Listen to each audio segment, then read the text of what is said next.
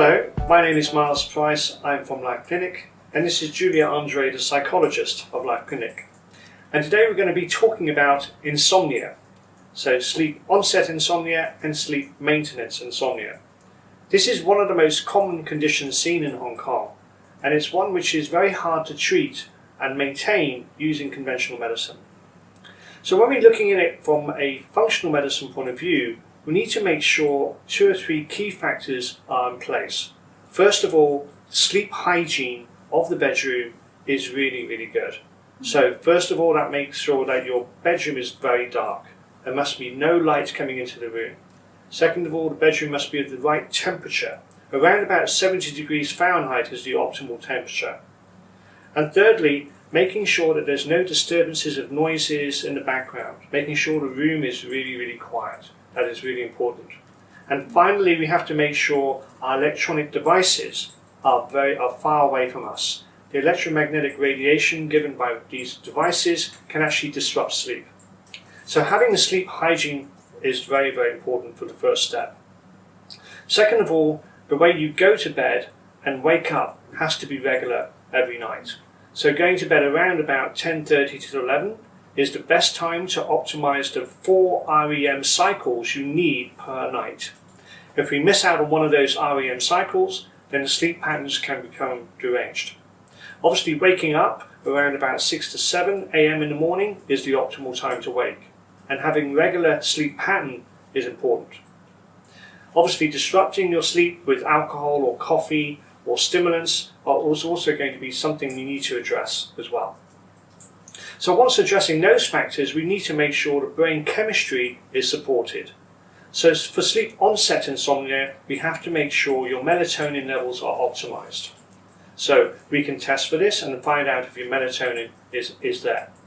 Second of all, most importantly, is to make sure your minerals and vitamins are supporting sleep.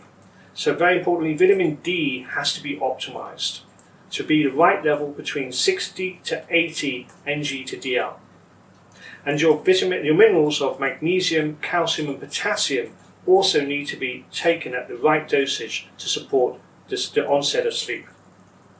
Now when people are waking up in the middle of the night, this can be directly related to cortisol. The cortisol pattern needs to follow a 24-hour cycle, and sometimes that can be deranged. And what's getting is that the cortisol patterns are coming up during the middle of the night, and this can be addressed by taking various supplements to suppress the cortisol production. This in turn will stop people waking up during the night. Now those are the supplements we can take. Very importantly, we have to address what the mind is going through during going to sleep. And I'm just going to bring in Julia here to talk about all the aspects from the psychology point of view. Thank you, Miles. One of those common symptoms I hear from my clients that suffer from insomnia is that they actually do worry that they don't get enough sleep. And basically they would go to bed and already start worrying, will I have enough sleep? Will I be able to fall asleep? Or what's going to happen if I wake up again during the night and I will be tired the next morning? So they're kind of like caught by being unable to sleep, but at the same time developing a sort of anxiety of not being able to sleep. And this is like one major part that will be addressed from the psychological angle.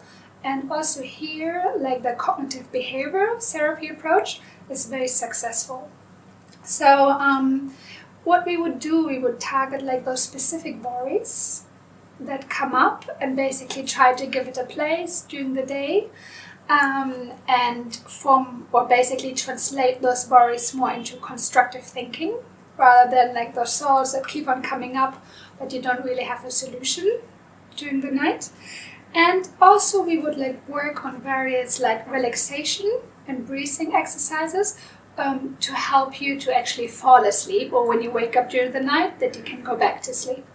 And one of them I would like to introduce shortly today. It's called like alternate nostril breathing. And this is a very easy technique to basically tell your body it's time to sleep and to activate those parasympathetic nervous system that is related to relax, and so that you get tired and it's easier for you. Maybe I show you shortly how it works. It's basically you breathe in with one nostril, for example with the left nostril. Then you hold the breath for a few seconds, close the left nostril and breathe out with the right nostril. And then you breathe in again with the right nostril, so the same nostril, close the right nostril and breathe out with the left nostril. And you can keep on having those rounds, and you can also try to lengthen those rounds by, for example, counting to 4 when you breathe in, hold for 2 seconds and breathe out for another 4 seconds. So to bring your body in a very relaxed state to be able to fall asleep. That's great. Thank you, Julia. That's a really useful exercise. You can do that.